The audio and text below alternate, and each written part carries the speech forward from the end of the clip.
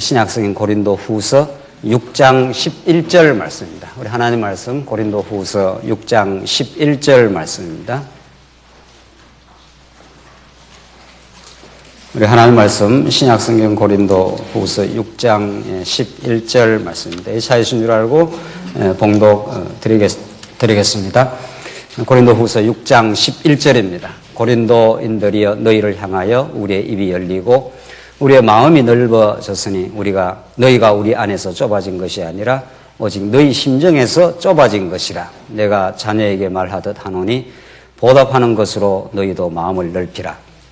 너희는 믿지 않는 자와 멍에를 함께 내지 마라. 의와 불법이 어찌 함께하며 빛과 어둠이 어찌 사귀며 그리스도와 벨리알이 어찌 조화되며 믿는 자와 믿지 않는 자가 어찌 상관하며 하나님의 성전과 우상이 어찌 일치가 되리요. 우리는 살아계신 하나님의 성전이라. 이와 같이 하나님께서 이르시되 내가 그들 가운데 거하며 두루 행하여 나는 그들의 하나님이 되고 그들은 나의 백성이 되리라. 그러므로 너희는 그들 중에서 나와서 따로 있고 부정한 것을 만지지 말라. 내가 너희를 영접하여 너희에게 아버지가 되고 너희는 내게 자녀가 되리라. 전능하신 주의 말씀이니라 하셨느니라. 18절까지 우선 봉독드렸습니다. 우리는 지금 고린도 후서에 계신 데는 건덕을 위한 화해를 이루어 나가시는 복음에 대해서 우리가 살펴가고 있습니다. 성경에서 말하는 주요한 용어들, 성경에서 말하는 중요한 단어들은 얼마나 그것이 신적 계시의 방편이라는 것을 우리가 꼭 기억해야 이 화해가 약속대로 오신 성령 하나님의 능력과 그 은혜로 말미암아 가능하다는 걸 알 수 있습니다. 그것이 근본적인 진리의 메시지고, 두 번째로 성경이 가르치는 오늘 특별히 고린도 후서가 가르치는 건덕의 복음 가운데 화해를 통한 건덕, 이것은 우리의 구체적인 신앙생활에서 얼마나 절절한 내용인지 모릅니다.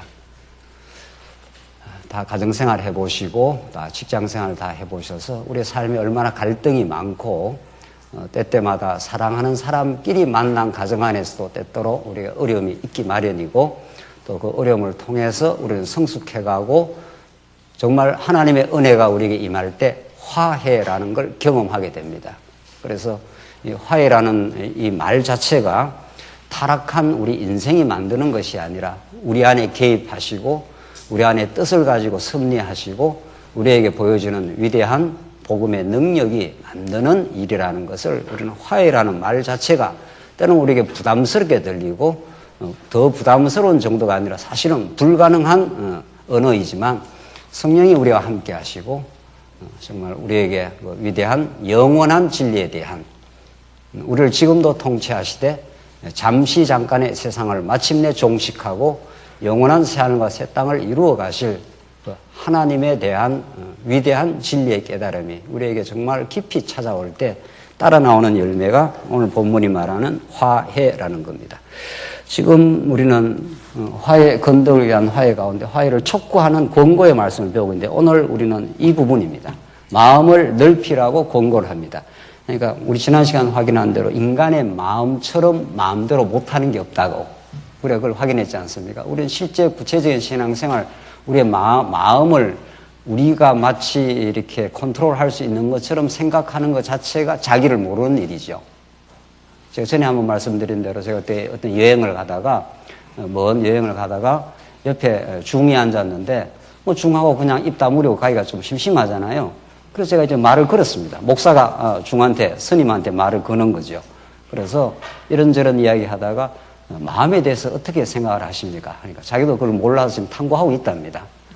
마음이 뭔지 잘 모르겠다는 거예요. 그래서 끊임없이 불교는 인간의 그 핵심인 마음이 어떻게 생성되고 변화하고 아름다움으로 바뀔 수 있는지 그 방법론을 집요하게 연구하는 게 불교입니다. 그러나 실패합니다. 인간 마음이라는 것이 내가 컨트롤할 수 있는 게 아니라 우리는 우리의 마음의 주관자 되시는, 마음을 이미 창조하고 지금 승리하는, 그래서 다윗이 범죄하고 나서 내 마음을 정하게 하시옵소서 이렇게 시편 51편에 자기 마음을 깨끗하게 해달라 이렇게 하나님께 간절하게 기도하게 됩니다. 그래서 우리 마음은 마음대로 먹는 게 아니라 하나님이 우리 마음을 주관하시고 하나님이 우리 마음을 넓게도 하십니다. 오늘 고린도 후서의 이 논리를 따라가면은 하나님과 화목이 이루어지고 나면 하나님과 원수된 우리들이, 그래서 저주 가운데 죽음의 늪에서 허우적거리던 우리들로 하여금 찾아오신 예수 그리스도 사건이 하나님과 화목이 되고, 이게 복음입니다. 이게 화목의 복음. 하나님이 예수 그리스도를 통해서 여러분과 저를 하나님과 화목하는 새 길을 열어놓으심. 이게 복음이에요. 이 복음의 능력이 전제가 되고 마음의 문제가 취급이 되는 거죠. 다시 그림을 그리면은 우리의 마음은 정말 우리가 컨트롤할 수 있는 것이 아니라 마음은 이런 위대한 복음이, 하나님이 얼마나 위대하시고 놀라운 은혜의 소유자라는 걸 깨닫게 하는 그분이 우리 마음의 말씀에 깨달음을 주시면, 감동이 오면 이런 뜻이죠. 그러면 우리 마음이 넓어지고 깊어지고 우리가 넉넉해지고 영원한 소망을 가지게 되는 거죠. 그래서 때로는 우리 마음이 바늘 하나 세울 수 없을 만큼 좁아지기도 합니다. 그러나 우리가 마음이 하회와 같이 넓게 넉넉해지고 푸근해지기도 하는 거죠. 그걸 하나님이 조정을 하십니다. 그래서 결국 우리 이 고린도 후서는 우리를 화해를 하라 말라 이런 방법론을 우리에게 가르치는 것이 아니라 이런 위대한 복음이 하나님과 화목을 일으키는 예수 그리스도 사건이, 여호와의 살아계심과 은혜를 가르쳐주는 그 사건이, 화목의 사건이 마음을 하나님께서 주관해서 인도를 해 가신다 이런 뜻입니다. 그렇게 될 때 고린도 교회의 모든 어려움들이 성화가 되어서 이래서 이걸 우리가 겪었구나라고 복음을 우리가 깨닫고 하나님 안에서 새로운 우리가 피조물로 성숙이 가능해지는 거죠. 그래서 11절 오늘 본문이 그렇습니다. 그 앞에 부분을 우리가 조금만 보고 우리가 바로 11절로 넘어가도록 하시죠. 10절 근심하는 자 같으나 항상 기뻐하고 가난한 자 같으나 많은 사람을 부유하고 아무것도 없는 자 같으나 모든 것을 가진 자로다. 모든 것, 그 안에는 예수 그리스도 사건이 있는 거죠. 예수 그리스도 우주의 창조자이고 지금도 섭리를 하시고 그 예수에게 하나님은 모든 정권을 다 맡겨가지고 이 우주를 지금 통괄하도록 그렇게 만들어 주셨습니다. 그래서 그 예수 그리스도를 우리가 모시고 하나님을 아버지로 모시게 될 때 우리는 이 땅에서 많은 걸 가지지 못해도 오늘 표현대로 가난한 자 같으나 많은 사람을 오히려 부요하게 하고 아무것도 없는 자 같으나 모든 것을 가진 자로다. 이런 그 정말 신비롭고 풍요한 신앙 고백을 하나님 주시는 거죠. 이게 복음입니다. 이게 하나님의 살아계심이고 우리에게 다가온 복음입니다. 예수 그리스도 사건인 거죠. 그렇게 이제 바울이 복음의 그 위대함을 이제 설명을 하고 오늘 11절로 마음의 문제를 건드린다는 거죠. 이 마음의 문제를. 그러니까 복음에 대해서 설명이 없고 그냥 불교식으로 우리가 좋은 마음을 가지면 좋은 관계를 맺고 좋은 관계를 맞으면 이 땅을 극락으로 만들고 불교에서 계속 그 소리를 하는 겁니다. 마음 챙김이라는 거. 명상이라는 게 다 그런 거예요. 내 마음을 잘 챙겨가지고 마음을 흐트리지 말고 정도의 길을 가지고 마음을 잘 다스려서 내가 이 땅에서 이 죄와 고통의 이 바다에서 우리가 허우적거리지 말고 마음을 잘 챙겨라. 이게 불교의 가르침의 핵심입니다. 불교 심리학이.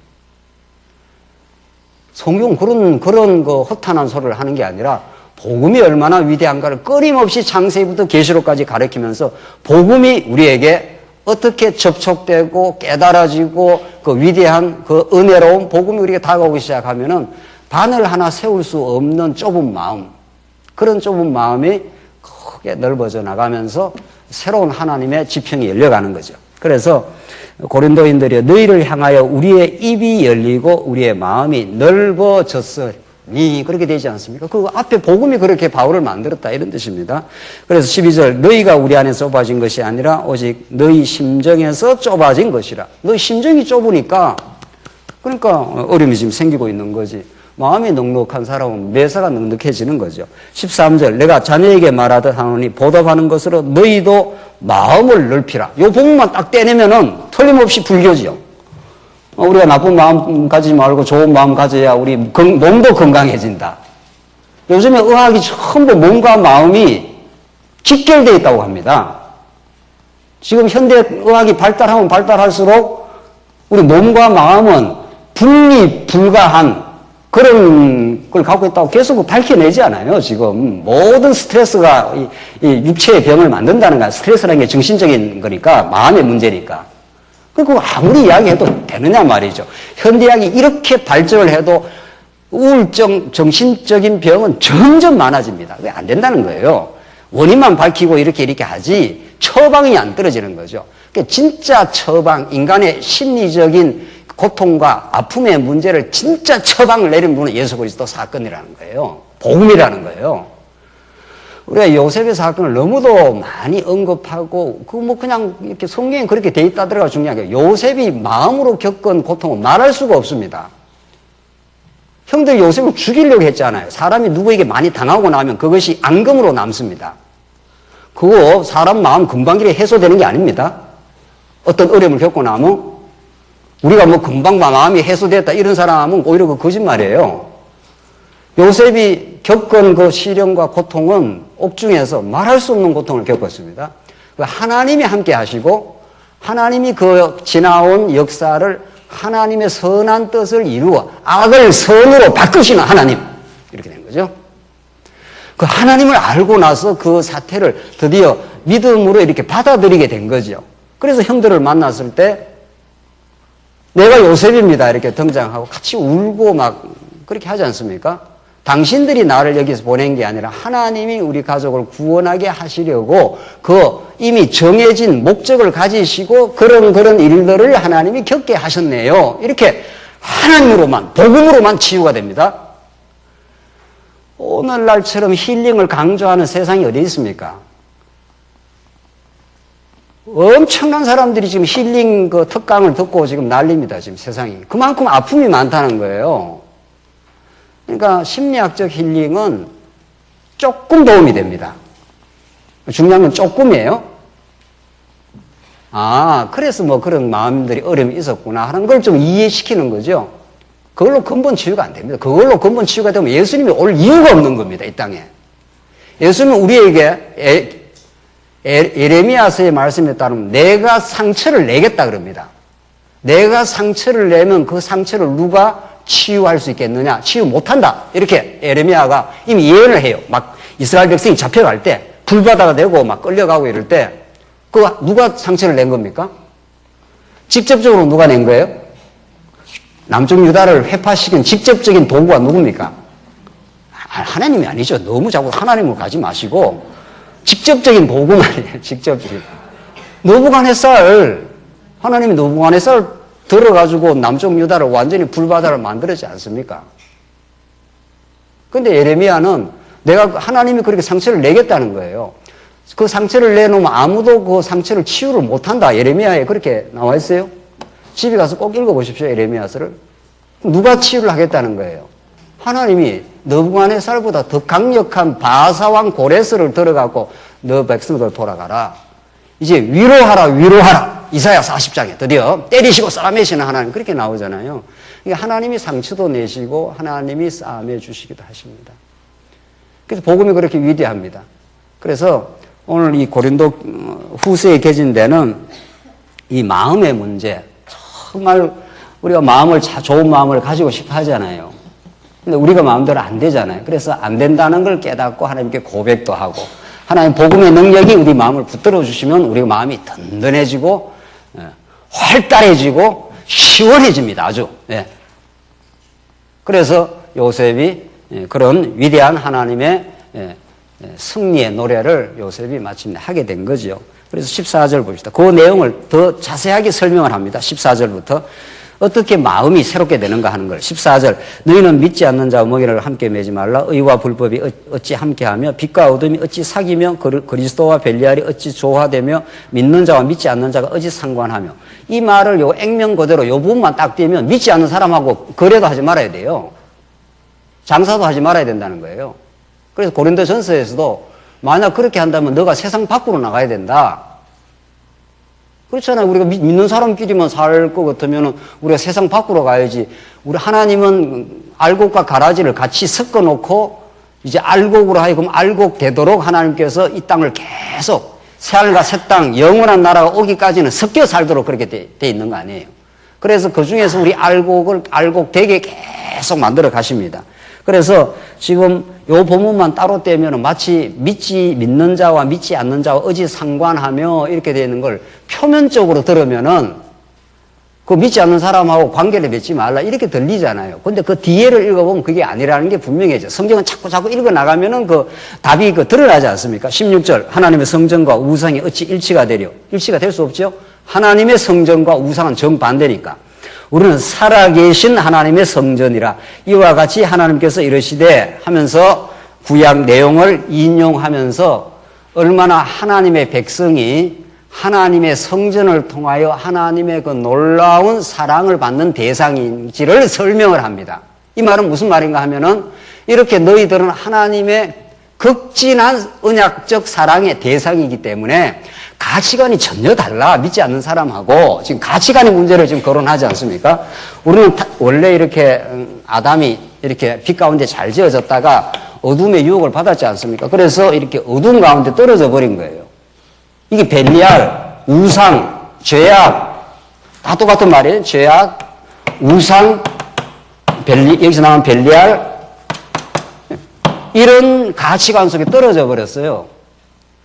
그러니까 믿는 사람이나 믿지 않는 사람은 똑같지 않아요. 이 죄악된 상태는 이게 타락해서 이렇게 된 거죠. 그런데 예수님이 찾아오셨습니다. 이렇게 살도록 아주 이렇게 살도록 하잖아요. 이거는 교육 과정인 거죠.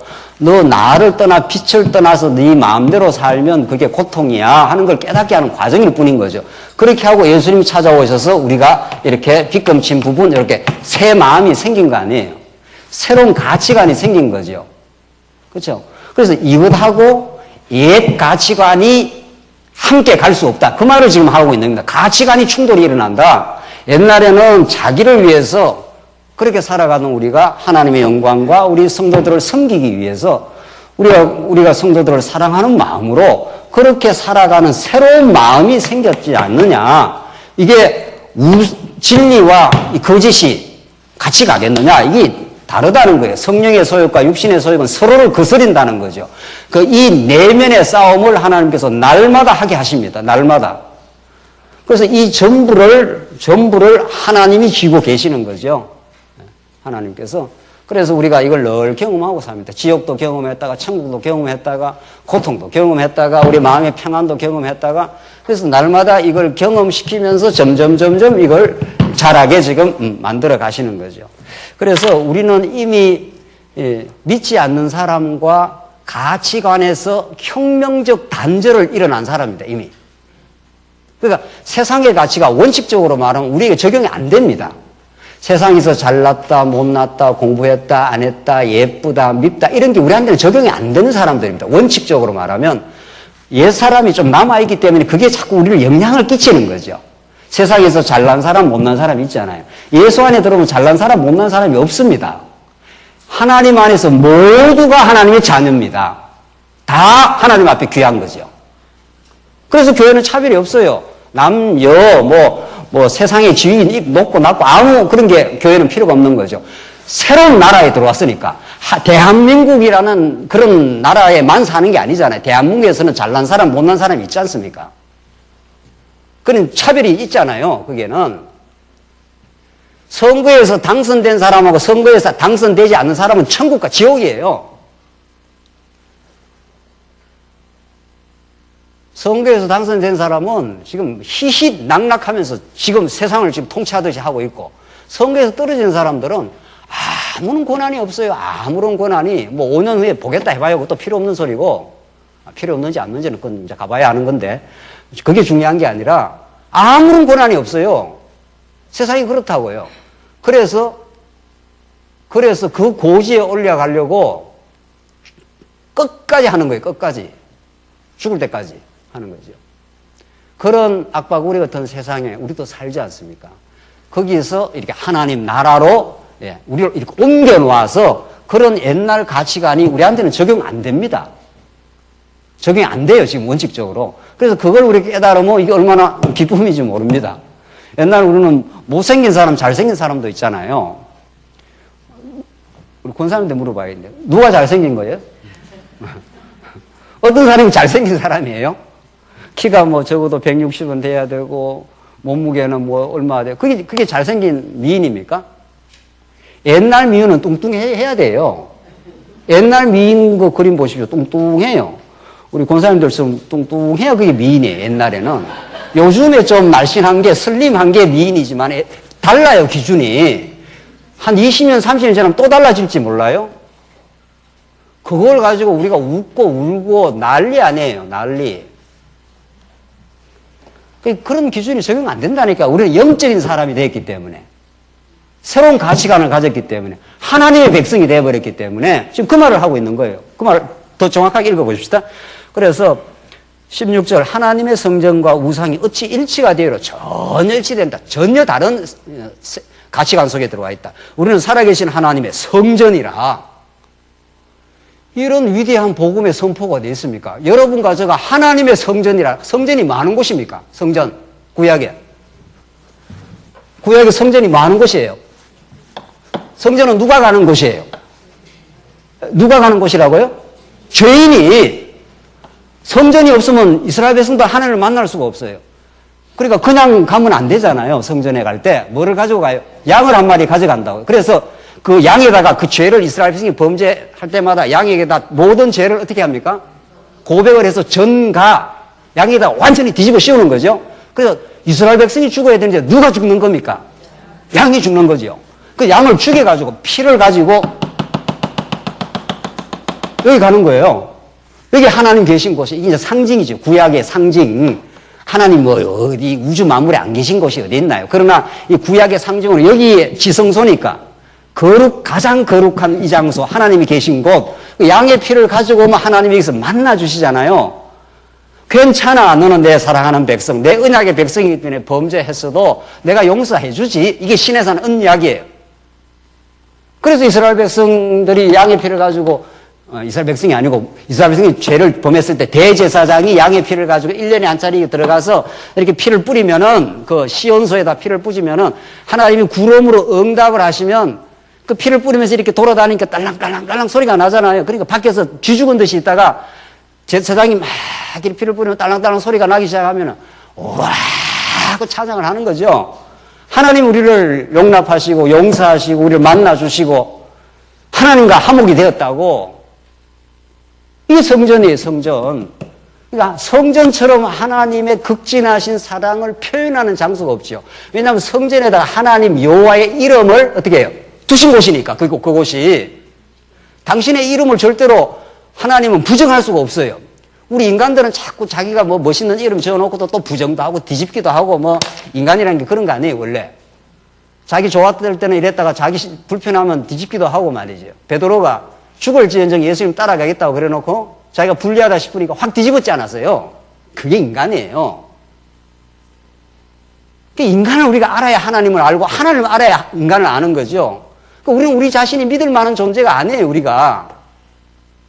우리 마음을 우리가 무슨 수로 우리가 보장을 합니까? 하나님이 지켜줘야 되는 거죠. 그래서 무릇 지킬 만한 것보다 뭐를 지키라고요? 마음을 지키라. 그 잠언서에서 하나님의 주권성, 주권자 되신 그 하나님이 네 마음을 지켜주겠다는 거죠. 그래 우리 마음의 평안과 안정과 우리 교회가 안정되는 거는 우리 성도님들의 마음이 든든해지는 거죠. 하나님 살아계신다고. 하나님 우리 주권자시라고. 어떤 시련이 와도 교회를 하나님 지키신다고. 반드시 하나님께서 교회를 인도해 가실 것이라고. 그 하나님에 대한 소개, 하나님에 대한 선포, 하나님에 대한 자랑, 이게 우리 성도들이 모이지만 강단에서만 하는 게 아니잖아요. 우리 친교할 때도 하나님 우리 교회를 이렇게 보러, 우리 이번에 신입반 갔다 와서 이야기 들으니까 가서 성도님과 대화를 나누고 그래 참 좋은 시간 가졌다는 거 아니에요.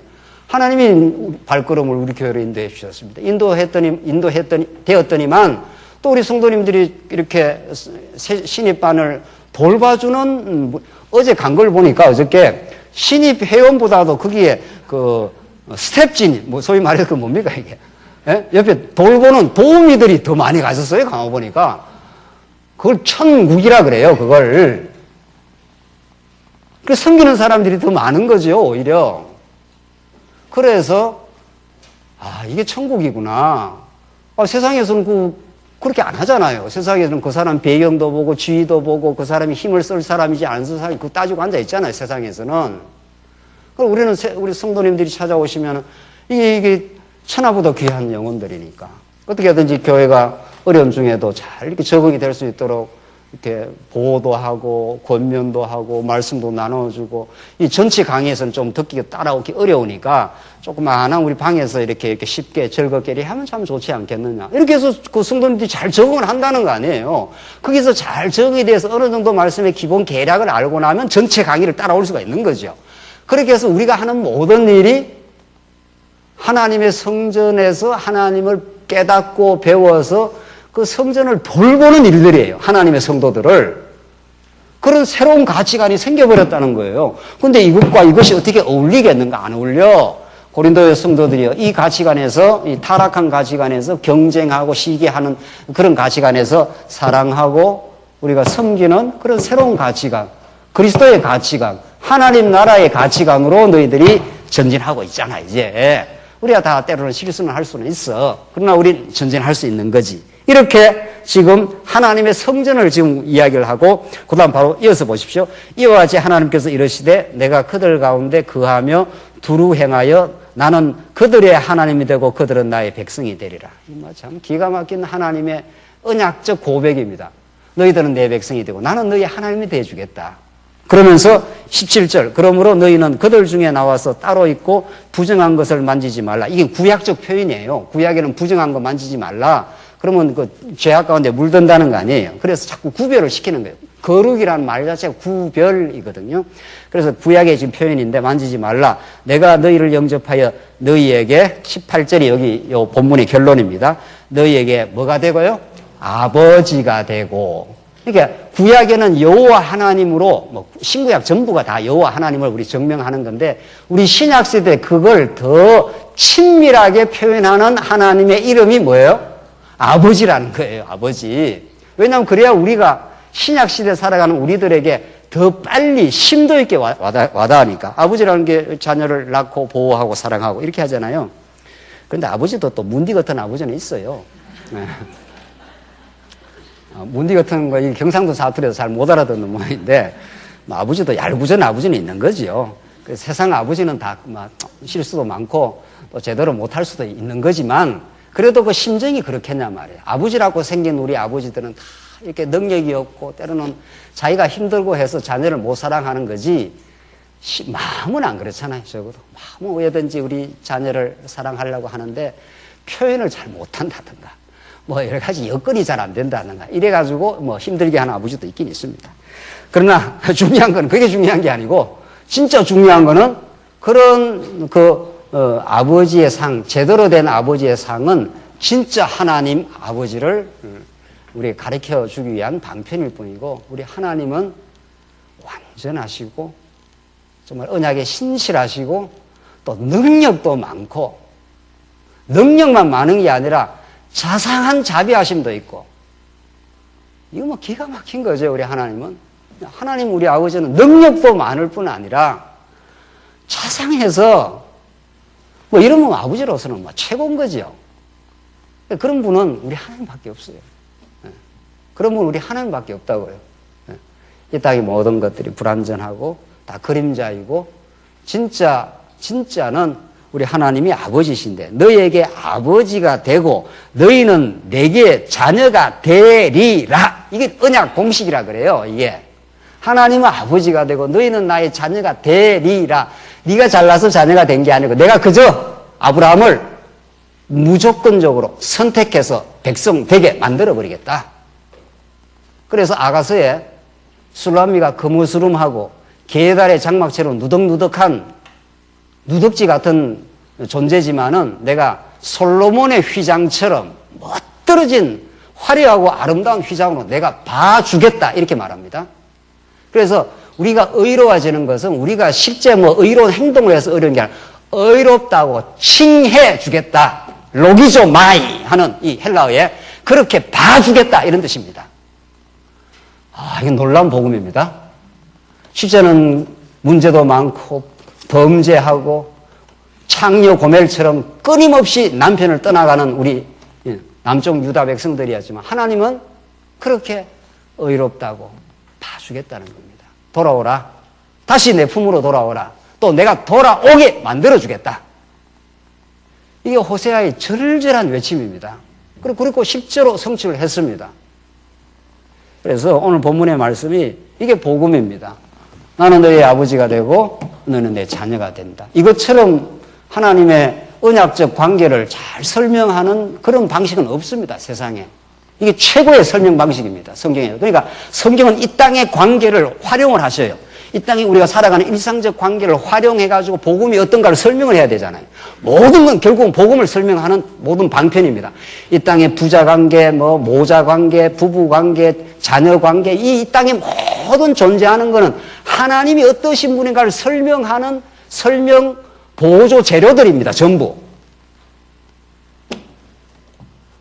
그래서 우리는 이 진리를 성경에서 말씀을 깨닫고 나면은 우리 일상에 돌아가서도 이거는 하나님의 심정을 깨닫게 하려고 아버지가 되게도 하셨구나. 또 우리가 어릴 때는 그 부모님한테 속도 많이 썩이잖아요. 그렇잖아요? 속 썩여도 우리 아버지가 많이 참아줬구나 지금 생각하니까. 그 아버지가 또 중요하기도 하지만 더 중요한 건 우리 하나님 아버지가 우리를 많이 참아주시고 우리의 실수와 범죄에도 불구하고 덮어주셔서 너는 내 사랑하는 내 자녀라고. 이게 복음적 가치입니다. 지금 사도 바울이 그걸 지금 설명하잖아요. 어떻게 하나님과 우상이 같이 섞일 수 있겠느냐? 이게 섞일 수가 없다. 확실히 다르다. 확실히.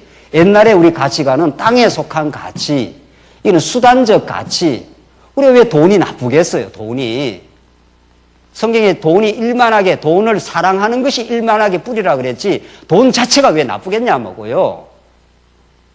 돈은 수단 아니에요. 그러니까 수단이니까 수단은 목적을 위해서 존재하는 거죠. 그렇죠? 그러니까 여러분과 제가 하나님의 살아계심과 그 복음을 위한 목적이 우리는 딱 생겨버린 사람들 아니에요. 그 목적이 생긴 사람은 수단도 다 의미가 있고 다 아름다운 겁니다. 목적이 없는 사람들은 실컷 벌어놓고 뭘 위해서 써야 될지도 몰라요. 그래서 죽을 때 그냥 이만 부득 갈고 죽든지, 그 자식한테나 주든지, 자식한테 주는 게 나쁜 건 아니죠. 그 정도의 세계관, 가치관밖에 없는 거죠. 우리는 그게 아니잖아요. 그러면 하나님을 알고, 우리 지체들을 사랑하게 됐기 때문에, 우리 사는 목적이 뭡니까? 하나님을 섬기고, 하나님을 여호와로 찬양하고, 그 마음의 기쁨과 행복이 찾아오니까 우리 성도들을 사랑하기 위해서 사는 겁니다. 교회 왜 나오십니까?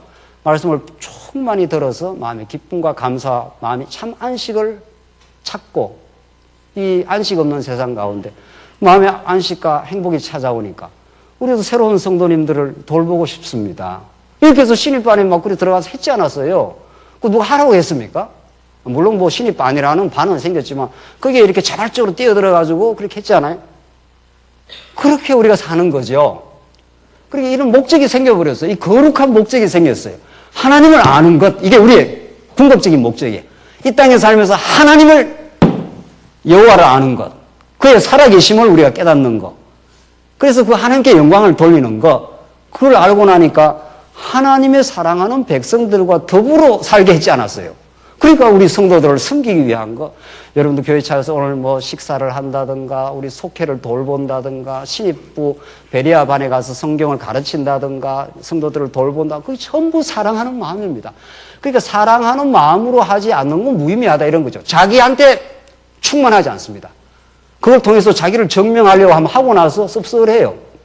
그러나 그 사랑하는 마음으로 하고 나서도 행복하고 더 하고 싶고, 하나님 날 이렇게 사랑을 하셨는데 그 은혜를 어떻게 다 갚겠어요? 세상에. 이 몸을 다 갈아서 드려도 예수님을 통해서 드러난 하나님의 사랑을 우리는 갚을 길이 없습니다. 그걸 죽음에서 생명으로 옮긴 분 아니에요. 그렇잖아요? 이런 원초적인 복음의 깨달음이 중요해요. 그래서 마음의 기쁨과 감사가 있으니까 이제 우리는 목적이 생겼습니다. 하나님 여호와를 더 깊이 깨닫는 것, 그분의 영광을 위해서 우리가 사는 것, 사나 죽으나 그분의 것이 되었다고 믿는 것, 그래서 그분의 영광을 위해서 우리 삶을 바치는 것, 이렇게 된 거죠. 그 바친다는 게 자기가 하는 모든 일상적 삶에서 범사에 하나님을 인정하는 것, 이런 거죠.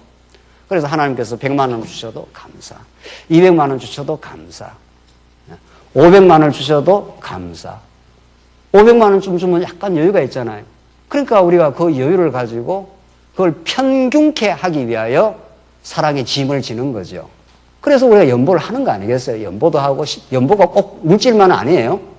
시간으로도 연보하고, 교회를 돌보기도 하고, 이렇게 하면서 우리 성도를 사랑하는 목적이 확실하니까 이 수단도 너무도 의미가 있는 거예요. 이게 왜 의미가 없겠냐고요. 이게 하나님이 주신 좋은 수단인데, 섬기는 수단들인데, 건강, 재능, 물질, 모든 게 수단들이에요. 그래서 우리는 복음을 깨닫고 나면 그때부터 얼굴에 불꽃이 튀기 시작하고 내가 하는 모든 일이 의미가 있어져요. 공부하는 것도 의미가 있고, 고난받는 것도 의미가 있고, 돈 버리는 것도 의미가 있고, 돈을 쓰는 것도 의미가 있고, 돈을 어떻게 벌여서 어떻게 쓴다는 확실한 목적이 생겨버렸어요, 우리는. 그의 영광을 위하여. 그렇게 되는 거죠. 그래서 그런 가치관으로 바뀌어져 갈 때 우리 마음이 얼마나 넉넉하고 충만합니까? 그게 사는 게. 오늘 죽어도 다름이 없는 우리는 영생을 얻은 사람들이다. 이렇게 되기 때문에 이 목적이 펄펄 우리를 움직이셔야 합니다. 이게 하나님이 우리에게 주신 복음의 목적이에요. 이게 우리를 불덩어리를 만들어가는 거죠. 이게 펄펄 끓으니까 이건 이렇게 따라가는 거 아니겠어요? 근데 이 목적을 가르치지 않고, 이 복음을 가르치지 않고, 마음을 좀 넓히라, 뭐 하라 하면 그 불교적 가르침이지, 그 기독교 가르침이냐 말이죠. 그렇게 되는 게 아니란 말이죠. 마음처럼 마음 먹은 대로 안 되는 게 없다는 거죠. 하나님 우리 마음을 붙들고 있습니다. 그래서 그 복음을 더 깊이, 융숭하게, 더 넓게 아는 게 우리의 삶의 목적이에요. 알고 보면. 그게 진짜 아는 거죠. 진짜 그렇게 하면 마음과 딱 접촉이 일어나기 시작해요. 그러니까 이론적으로 그냥 자기 지식으로 자꾸 성경을 깨달으면 마음의 변화가 안 생긴다고요.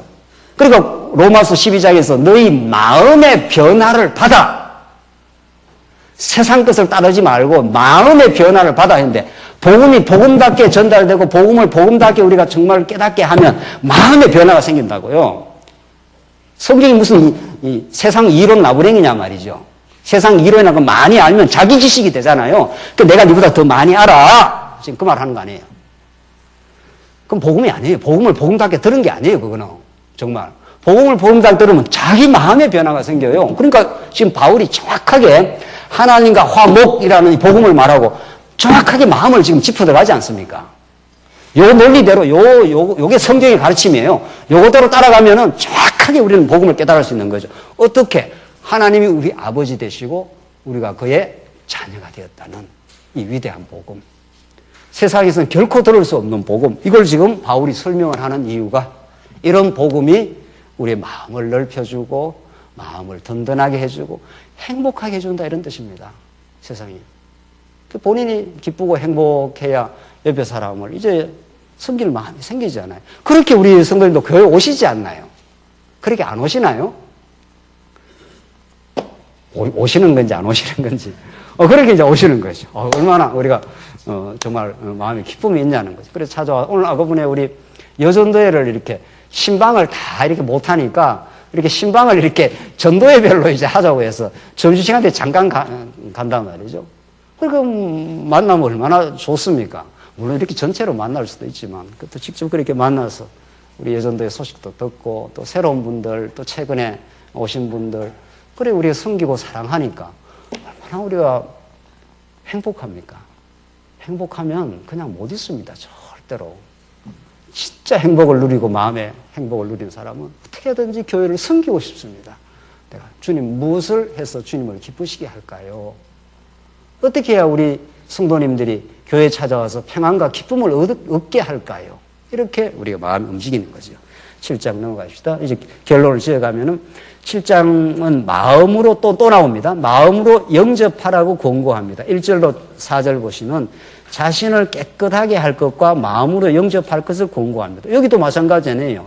만약 7장 1절로 4절 요 본문만 딱 읽으면 완전 불교적 가르침인 거죠. 불교는 마음을 자꾸 깨끗하게 먹으라는 거거든요. 불교에서는 마음을 욕심을 비우고 성경이 그런 말이겠냐 말이죠. 7장 1절 보십시다. 그런즉 사랑하는 자들아. 바울이 이런 성도들에게 이 말을 쓴다는 것 자체가 행복한 겁니다. 바울은 사랑하는 사람이 많은 겁니다. 고린도 교회도 사랑하고 에베소 교회 성도도 사랑하고 자기 마음속에 사랑하는 대상을 많이 가지고 있으니까 그 사람이 행복한 사람이에요. 어떤 사람이 행복해요? 자기 속에 미워하는 사람을 많이 가지고 있으면 그 사람이 지금 불행한 거 아니에요. 바울이 원래 이런 사람이 아니지 않습니까? 원래 바울을 하나님께서 전격적으로 바꿔놨습니다. 어디서? 다메섹 도상에서. 누가 찾아가서, 예수님이 찾아가서 그때 사울아 네가 나를 핍박하느냐. 그 바울이 깜짝 놀라고 거꾸러졌지 않습니까? 그 바울이 내가 예수님을 몰랐다고.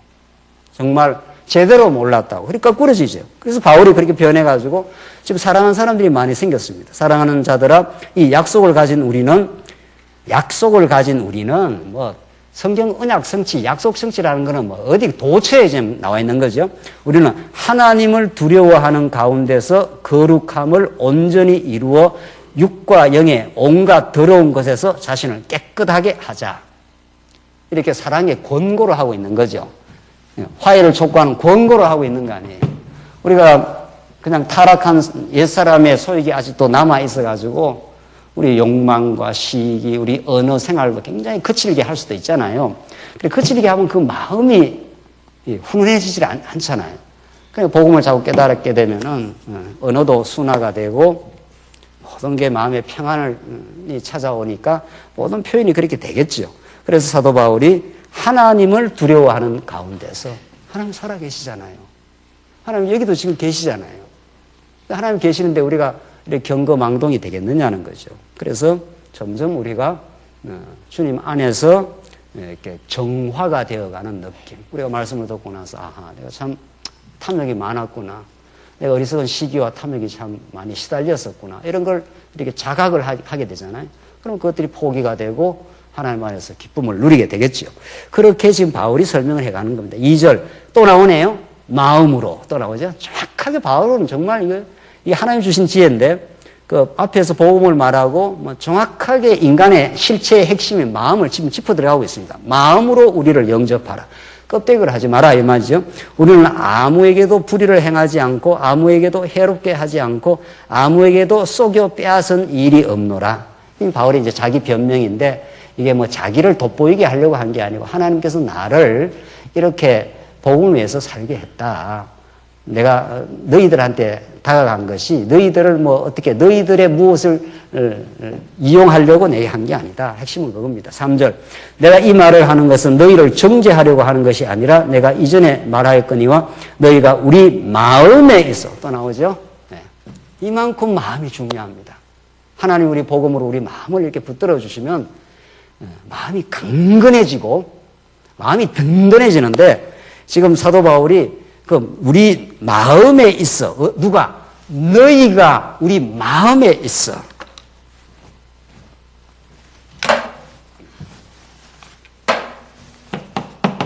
하나님이 예수 그리스도를 보내시고 바울이 여기 있고 여기에 고린도 교회가 있습니다.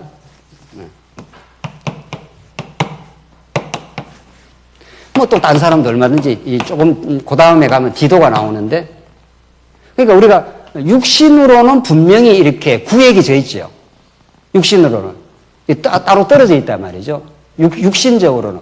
그러나 우리는 과거에 육에 속한 사람이 아니라 육체에 속한 사람이 아니라 예수 그리스도 안에서 성령의 소욕을 따라서 영의 소욕이 살아난 사람이죠. 영적 존재가 된 겁니다. 우리가 육은 아직도 하나님의 도구로서 영을 보관하기 위한 도구로 껍데기로 지금 남겨놓긴 했지만 이건 언젠가는 죽으면 다 사라지잖아요. 이거 육은 전부 다. 예. 막 수목장을 해도 상관없어요. 우리는. 예. 그 갖고도 안 믿는 사람들은 난리잖아요. 수목장을 하든 바다에 뿌리든 자녀들이 기쁨으로 좋은 대로 하면 되는 거죠. 자녀들의 행복을 위해서 우리가 마음을 신경을 쓰는 것 뿐이지. 이건 다 사라질 거란 말이죠. 그리고 우리에게는 진짜 하나님과 소통하는 이게 성령의 소욕이 생긴 거 아니에요. 이 영적인 세계관이 생긴 거 아니에요. 하나님을 기쁘시게 하고 하나님을 범사에 감사하고 이런 영적 마음이 생긴 겁니다. 그래서 이렇게 따로 떨어져 있어도 바울과 디도, 바울과 고린도 교회 성도가 실제로 이렇게 떨어져 있지 않습니까? 그러니까 편지를 쓴 거죠. 그런데 바울이 뭐라고 말하는가 하면 예수 그리스도가 복음인데 예수 그리스도의 복음을 깨달으면 참 아름다운 정말 좋은 마음이 생긴다는 겁니다. 복음과 마음의 관계예요. 이게 계속 설명에 들어가는 게 어떤 마음이 생기는가, 타락한 부패한 이런 마음이 아니라 아름다운 마음이 생겨나기 때문에 이 마음으로 이렇게 소통이 된다는 겁니다. 우리 마음으로 만나는 사람들입니다. 그 마음이 벌써 압니다, 벌써. 마음이라는 것처럼 이게 신기하고 놀라운 이게 하나님의 계시 도구가 없습니다. 복음을 복음대로 자꾸 말씀을 듣게 되면은 자꾸 내 마음속에 성도를 사랑하는 마음이 생겨요. 그럼 이상스럽게 그 성도에게 전화를 하고 싶다라든가 찾아가고 싶다든가 이런 마음이 기가 막히게 생깁니다. 그게 하나님이 지금 이렇게 움직이는 마음이에요. 지금 찾아가는 게 좋을라나 조금 이따 가는 게 좋을라나 이것까지도 하나님이 조정을 하시더라고요. 이것까지도 그 사람이 지금쯤 찾아가면은 위로가 되겠다.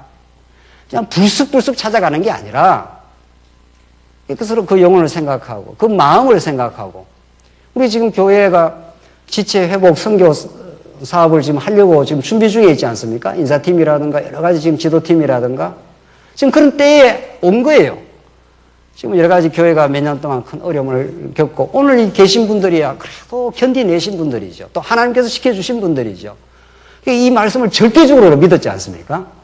절대적으로 말씀을 믿고 교회를 지금 안 나온다는 건 그건 피눈물이 나는 어려움들입니다. 그걸 우리는 전에는 말씀 운동에서 교회에 있다 나가면은 저것들 말씀 몰라서 그렇다고. 그게 말이나 되는 소리입니까? 말씀 모를 수도 있는 거죠. 그분이 약해서.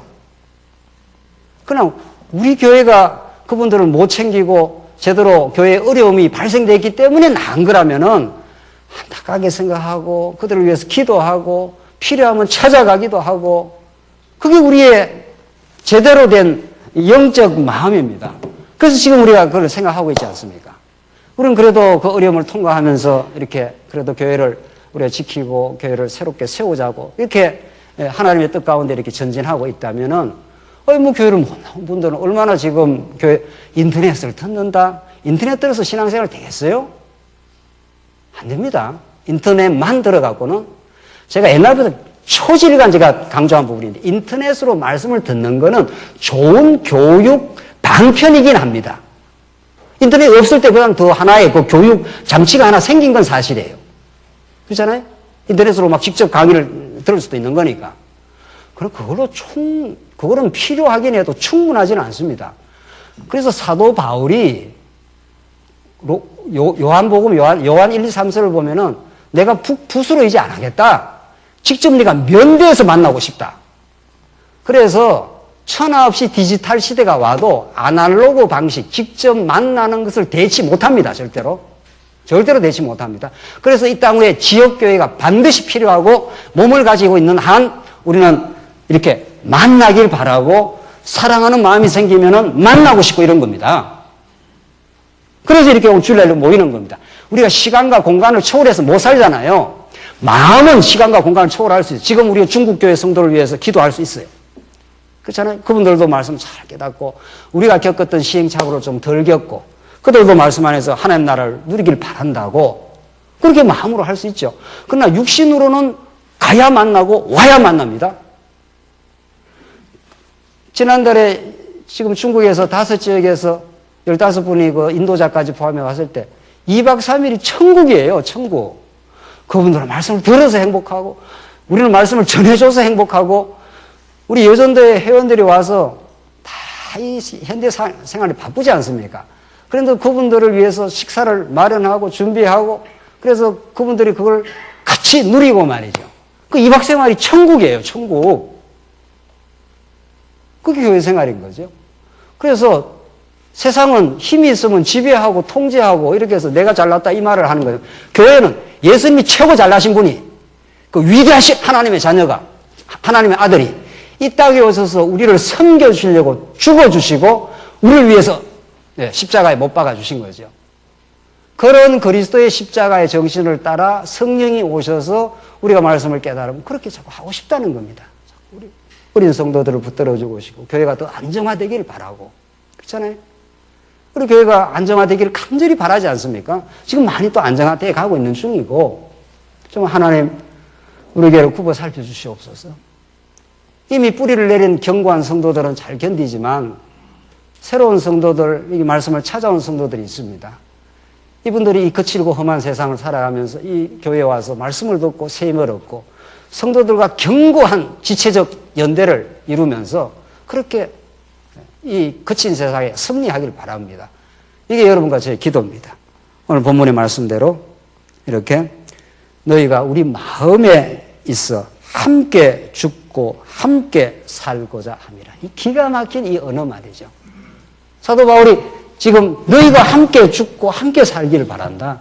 이런 그 동력자 의식, 이런 견고한 지체 의식, 우리가 마음에 기쁨을 얻을 때 너희도 기쁨을 얻기를 바란다. 우리가 여러 가지 세상살이 어려움이 있을 때 같이 우리가 위로하기를 바란다. 이런 표현 아닙니까, 바울이 지금? 이걸 누가 만들었습니까? 이걸 바울을 사로잡은 이 위대한 복음, 그 십자가와 부활의 복음, 언약대로 이루시는 여호와 하나님의 살아계심의 복음, 이게 바울을 이렇게 진지하고 복되게 만들어줬습니다. 이런 성령의 역사가 우리 모두에 있기를 바랍니다. 기도하십시다. 자비하신 하나님 아버지 은혜를 감사합니다. 우리가 내 자신의 영광을 위해서 얼마나 치달아왔던 우리 인생들을 이제 예수 안에 우리를 불러주시고 이 영광스러운 복음의 지체가 되게 하시고 교회가 여러 가지 어려움을 통과하면서 교회를 지켜주신 하나님, 교회가 이제 새롭게 성장하고 우리 지체들을 정말로 사랑하고 섬기는 당당한 교회로 쓸 때까지 하나님께서 우리를 말씀으로 강건적으로 붙들어 주시고 우리 안에 성도 사랑하는 마음을 하나님께서 넉넉히 주시옵소서. 예수님 이름으로 기도하옵나이다. 아멘.